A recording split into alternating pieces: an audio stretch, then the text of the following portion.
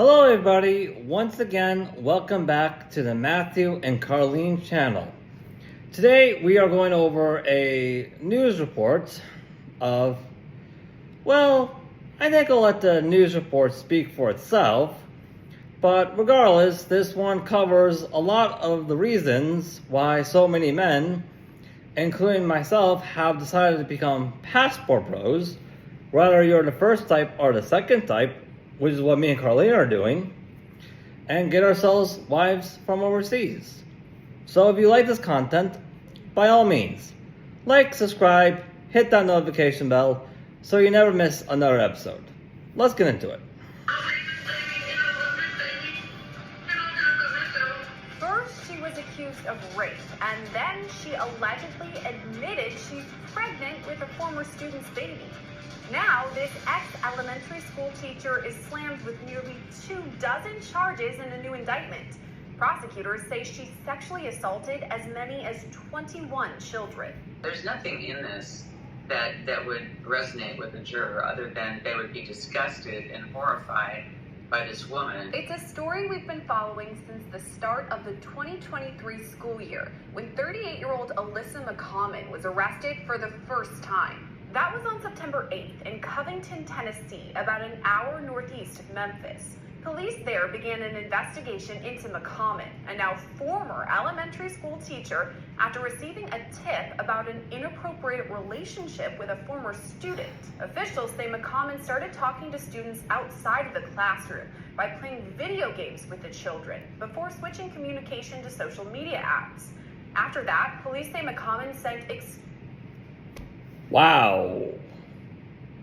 Having sexual affairs with like literally 20 underage boys at her school. This is a teacher. Well, regardless, this is something we should talk about.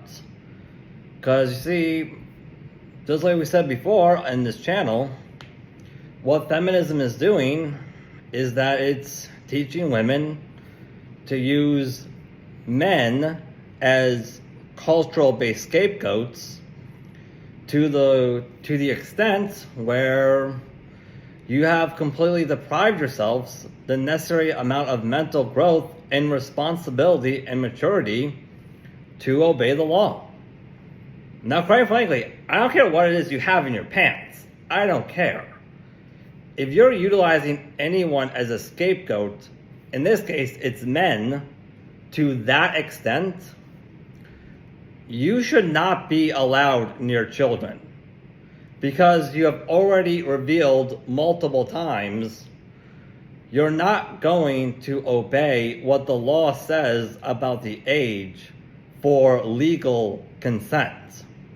And as you can clearly see within this news report, pretending otherwise puts so many children in danger. But, yeah, sure. Men are the dominant sexual aggressors in the West. Right. Let's continue. Illicit photos before requesting sexual relations with the victims.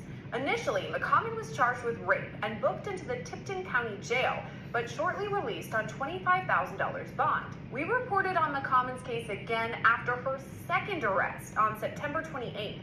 She was taken into custody that time after allegedly violating a no-contact order and reaching out to a victim. At the court appearance for those charges, prosecutors played snippets. Wait. Did I just hear this news report right? She was arrested for having inappropriate sexual relationships with underage students. And yet she was released. She was not put on a registered sex offender list. I did not hear them cover that.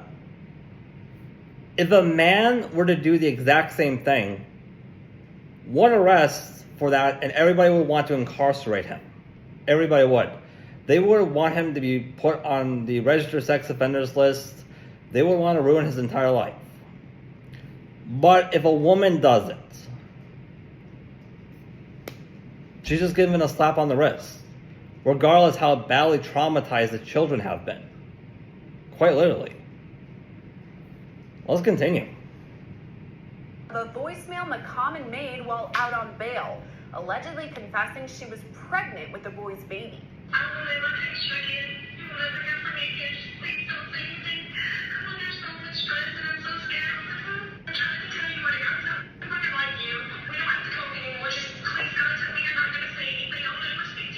Fast forward to this week when McCommon was indicted on 23 counts of sexual misconduct against minors. Her charges include rape of a child, 5 counts aggravated statutory rape, 4 counts of sexual exploitation by electronic means, 4 counts of... Okay.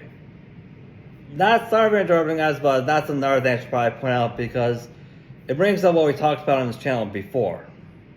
Where which is getting pregnant may not be a choice for women.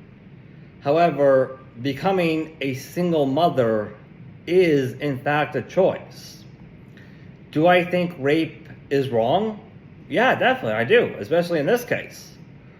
Do I think a boy should be expected to pay child support for a child he never agreed to have, now that being a single mother is in fact a choice now? Definitely not.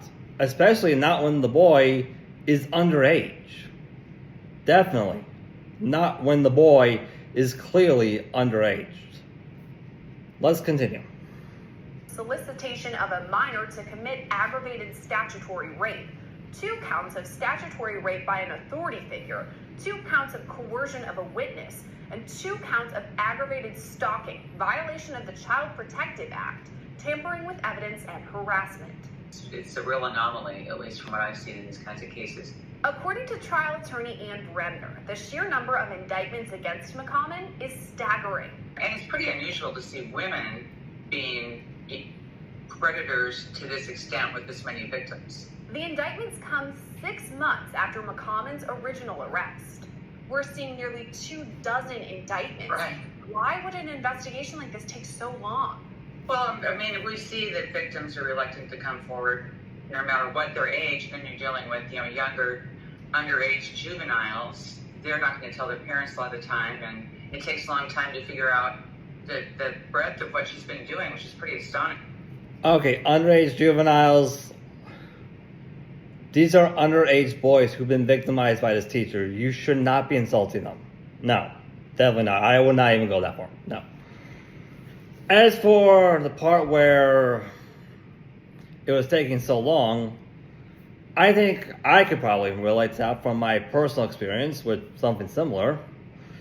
Because, let's face it, we all know that because of feminism, our school system is very male biased now. They really are. Like, even when I was in school, whenever a woman or a female student would make a complaint about a male student, the student was always automatically guilty till proven innocent.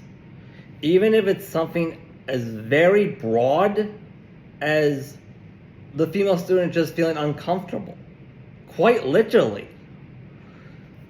But whenever a male student made a complaint against a female student, even when it was something as serious as the female student committing assault and battery, threatening to hire a hit on that male student, or making homicidal and terroristic threats, all what it would take for that male student's complaint to be thrown out by the school would be for the teacher or an authority figure to just ask the female student, "Miss, is what this boy is saying true?" Female student says, "No." Okay, it's not true then. No need for statements, no need for due process. And when I would ask, hey, why aren't you committing to my constitutional right to due process? The teacher will just say, "We're not talking about her anymore, we're talking about you." Shut me down completely. Even though I'm the one who made the complaint, quite literally. But yeah, sure. women are the ones being oppressed, even though men are having their constitutional right to due process and be innocent till proven guilty, violated on a routine basis of all ages, which is literally what a civil rights issue actually is. Yeah, right. Let's get into it. Shame. You know, that you started with the one young man, and then, of course, it goes on from there. And I know in the past, at least what prosecutors say, is that she communicated with former students via Snapchat or social media. Would that be a large part of the investigation, that people are actually combing through her past conversations to find incriminating information? Yeah, absolutely. When you think about it, I think, I had the Mary Kay Letourneau case here in Seattle, which was kind of the first of, a female teacher with a male student, and it made international news. Back then we didn't have Snapchat, email, text, etc. But she was pretty prolific in communicating with her intended victim and other kids. Because she'd be like this woman, like, let's play video games, come over to my house, like basically befriending these kids as if she's in their same age group. So there's going to be potentially a lot of evidence written, in terms of Snapchat and everything else. But and it sounds like she said some horribly incriminating things, including with the young man saying that who was underage and she was pregnant with his child. In 1997, sixth grade teacher Mary Kay Letourneau was arrested and charged with 2 counts of second-degree rape. The story captivated the nation as Letourneau eventually had 2 children with her former student, Vili Falau. The pair got married after she served prison time and spent more than 2 decades together. Bremner says she sees serious parallels between Letourneau's case and McCommon's. And they're almost identical to what happened with Mary Kay Letourneau. Mary got pregnant with Billy's child. She got a plea deal, what's called a SOSA. It's a sexual offender alternative sentence, where she could have treatment and only be sentenced to about a month in jail. And she did that. But when she was released on conditions just like this defendant, she immediately contacted Billy. She was caught in a car with steamed up windows, passport, baby clothes, Nordstrom bags, and she was pregnant again. And of course, that's when she went to prison for 7 years. So she was not to contact him, which she immediately did. And then, of course, she was caught in a way that there was no turning back. She had to go to prison. So her SOSA was revoked, and she went to prison for a straight 7 years. No good time, no nothing. And then she got out, and there was no contact order, and they had it lifted, mutually agreed, lifting that order, and they got married. In McCommon's case, an order has not been lifted, but she allegedly reached out to a victim anyway. Investigators with the Covington Police Department say that after her initial release, McCommon used a previously unknown phone number to contact one of the victims. See, just like I said, if a guy does something like this, they would incarcerate the guy. They would want to ruin his entire life. But if a woman does something like this, so many people look the other way and just want to give the woman a slap on the wrist. They don't want her to go to jail for this. Why is that? Let's continue watching, shall we? They also say she used a code word with the child that the pair used to use to signal that the boy was alone. In the past, she'd allegedly used that same word before sending him nude photos via Snapchat. Among the messages, investigators say McCommon allegedly admitted to the sexual interaction. She also told the boy he'd, quote, regret doing this, meaning contacting the authorities. Is there any reason, in your opinion, that Mary Kay Letourneau would go back to this child, or same with Alyssa McCommon in this case? Even though they've been arrested, they're told no contact. Why would they go back and have contact again? She really felt like it wasn't a criminal matter. It was, I'm just quoting her. She didn't think it was a criminal matter. She thought it was more of a moral lapse. See? The woman admits to it. She doesn't think it was a criminal matter. Meaning, she's been utilizing men as a scapegoat to the point where she has deprived herself the necessary amount of mental growth and responsibility to obey the law.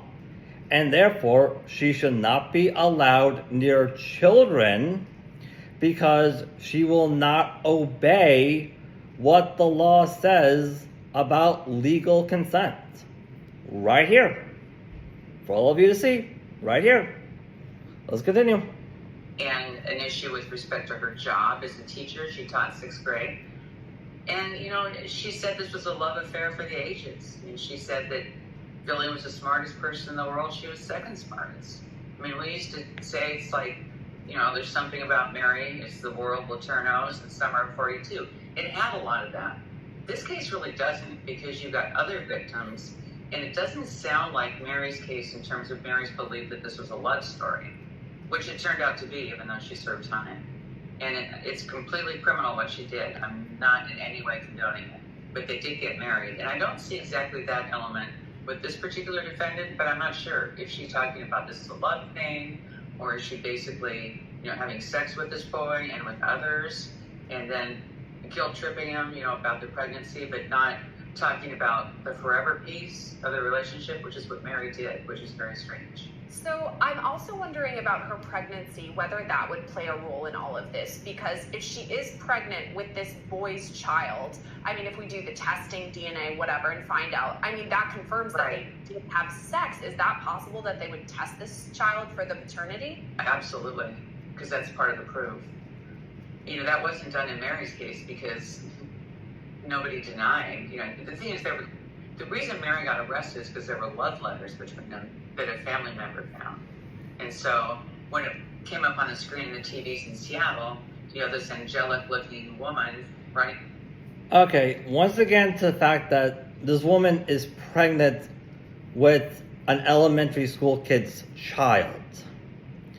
Yeah, I can't help but wonder, why isn't child services stepping in to a case like this and forcing that woman to give the child up for adoption?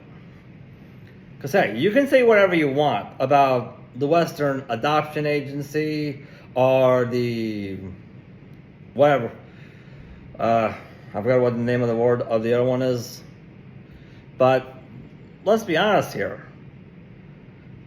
The child is going to be a lot better off being raised in an environment with people who have agreed and said, hey, we want to raise this child, we want him, than being raised in an environment where he or she is going to be reminded every day of his or her life, if it's a boy or a girl, I don't know if it is, what gender it is, but regardless, if it's being raised in this environment by either one of these two households, that child is going to be reminded every day of its life, this horrific story is the sole purpose for its existence. Quite literally. That's no environment to raise a child.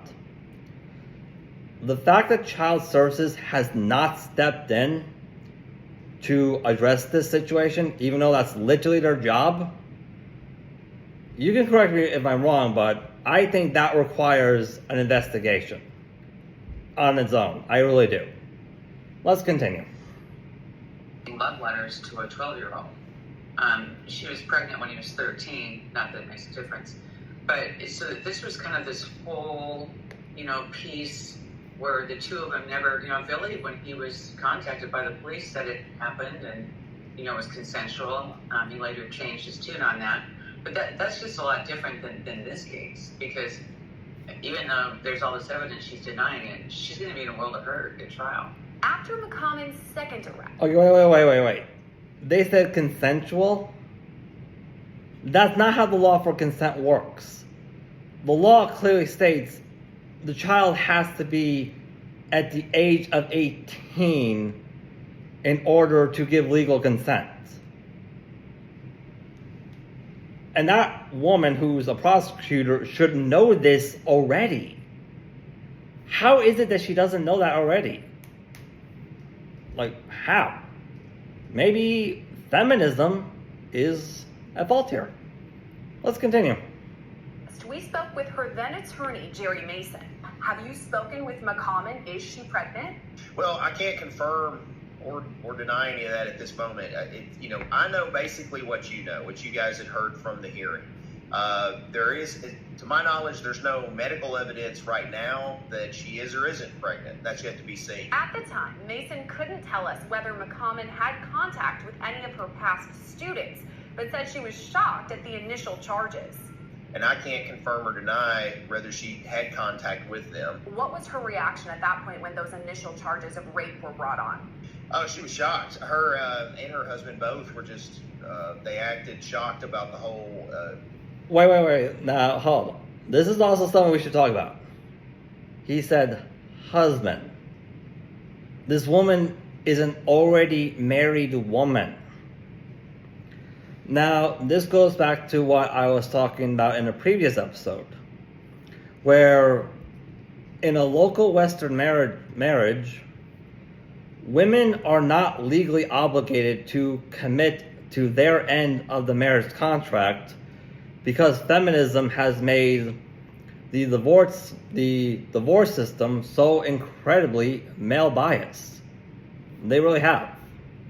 However, with an international marriage where you have immigration laws added on top of your already marriage laws that no family court judge has this single-handed legal authority to overturn, the woman is legally obligated to put in an honest effort into her end of the marriage contract. For example, a green card alone does not give you immunity for deportation. The woman still needs to submit 3 or 5 years worth of evidence of being in a committed marriage with that man before she gets that. Quite literally. And let's face facts here. A local Western marriage where, because of feminism, there is a very high chance of me condemning myself to a lifetime of slavery because the woman's not legally obligated to commit to her end of the marriage contract, or an international marriage where there's an overly high chance of a happy marriage because the woman is legally obligated to commit to her end of the marriage contract. Even a child can tell you which is the better offer here. So there's really no way to debate this. There really isn't. Let's get back to it, shall we? Incident. She had been a teacher for years and taught hundreds, I would suppose, maybe thousands of students. And, this is the first time something like this came up. So yeah, she was very surprised. Since then, McCommon has switched attorneys and is now represented by Lauren Folks. We reached out to Jerry Mason to ask why he's no longer working with McCommon, and he didn't reply. At a court appearance this week, though, Folks told a Tipton County judge that McCommon's pleading not guilty to her new indictments. She's pleading not guilty and saying, I did not commit any of these crimes, a laundry list of indictments that she now faces. Right. I'm wondering how she would combat that with her defense. Well, then I saw her lawyer quoted saying this was just a witch hunt on the internet. And, things are so different now from when we had Mary's case. Everything's on the internet. It's like they said in the Social Network movie, it's written in pen and not in pencil. It's everywhere. So I don't know how she can deny specific messages about pregnancy, about, having sex with him, things like that. I just don't know. Okay, everybody, that's another really good topic we should talk about right now. Now, to anyone who is experiencing something like this or something similar, it doesn't matter who you are, where you are, what facility it's in, whether it's a school, a business, whatever. I can tell you from personal experience that a really good way to handle something like this is to email the complaint to the people of authority within that facility. CC the email to yourself and to someone you trust. Because yes, documentational evidence holds a lot more sway and leverage in a courtroom than just word of mouth. It really does. So by doing this, you are sending a clear cut and dry message to that facility. Hey, I have a paper trail that I'm not afraid to share with people and bring to the courtroom should the need arise. 9 times out of 10, this will force that facility, whether it's a business or a school, into a corner where they have to take your complaint seriously. They have to. They're out of options. Let's continue. How she gets around that. I mean, she'd be better off like Mary initially did, which was to kind of throw herself on the mercy of the court and get potential treatment. As far as the evidence against McCommon, Bremner says it could be hard to combat in her defense. There's a lot of evidence, and so I'm thinking prosecutors must have a lot up their sleeves in order to bring all of these charges against her. Would you think that they have a strong case? Oh, there's no doubt in my mind. And, you know, you can just see all the work they had to do to get these kids to be taught. They're not telling their parents, you know.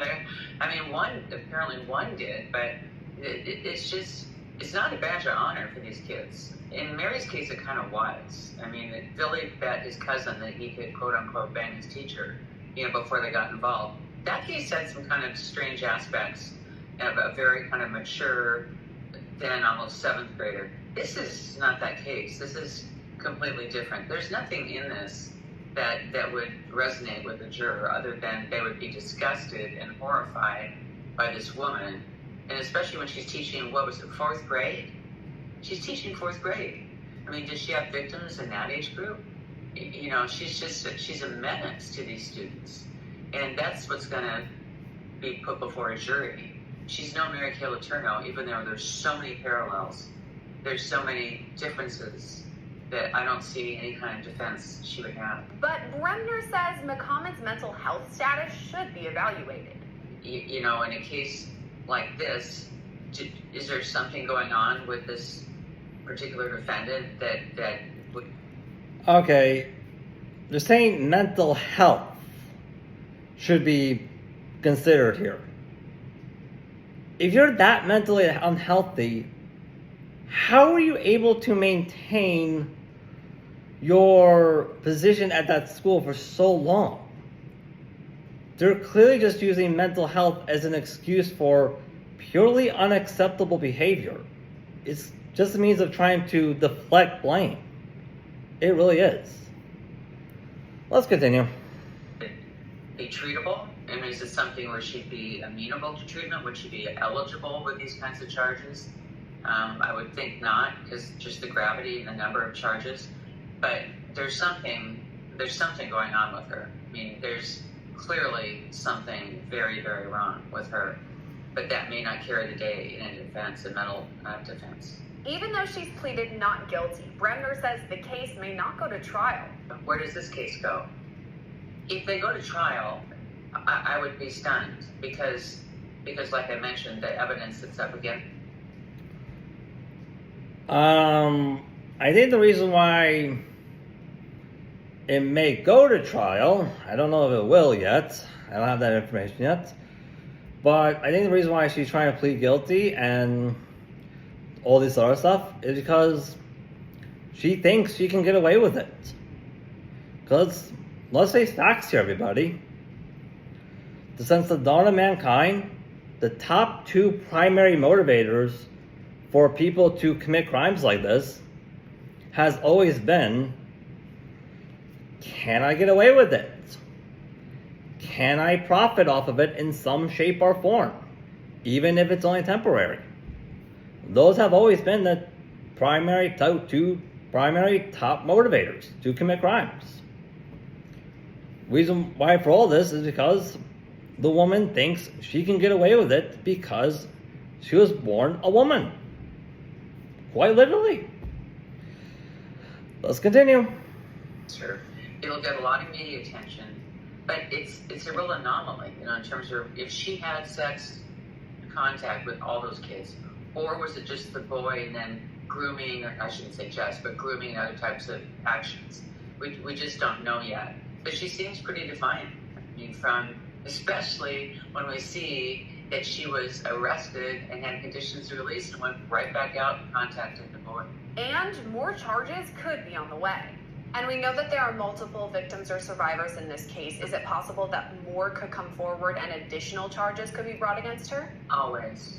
I mean, when you have multiple victims in a sexual assault case and then it becomes public, like this case has, many come forward after that. I've had civil cases of sexual abuse. I had one with a teacher, with a fifth grade teacher that was abusing fifth grade girls. And I had one, then I had two, then I had three, and then more. And then even years later, I had more victims come forward against this teacher. Whatever direction McCommon's case takes, Bremner believes it's an anomaly. What I haven't seen is that to see a woman with multiple victims. You can see the men with multiple victims. It's just what we've seen, what I know anecdotally is that doesn't happen as often. I mean, even in our special offender unit in Washington, we do civil commitments of predators. And if they have to be found to be predatory and dangerous to be civilly committed, traditionally we've had mostly men. So it's just kind of a reality. Right now, McCommon is still... Maybe the reason why you keep saying you have mostly men is because you're not paying attention to these women's behavior. You're not holding them accountable as much as you're holding the men accountable, like you've already admitted. They keep saying, trying to propose this narrative that all men are sexual predators, but you're not looking beyond the gender. You are literally just judging us based on our genders right now at this point, and just saying, hey, all men are sexual predators. They are, when you don't look at the women and what they're doing. Quite literally. Now, that's all I got time for today, folks, but I would like to end this by saying I have nothing against Western women at all. Nothing at all. The reason why I became a passport bro and chose to get myself a wife from overseas is because I took a good look around at what the local Western dating market was offering for me for dates and life partners, compared it to what the international dating market was offering, and I just chose the dating market that had the better offers. That's not sexist. That is literally how human beings have been deciding what kind of relationships they want to have with other humans since the dawn of mankind. Now, if there's any local Western women who want to give men better offers for dates and life partners than what women like the Philippines, Thailand, Brazil, Colombia have been offering, they may. I'm not going to stop them. I won't. No one's going to stop them. But I'm not going to make you do it either. That's completely up to the woman's decision. Either way, I'll respect your decision. Thank you so much for watching, everybody. Have a nice day.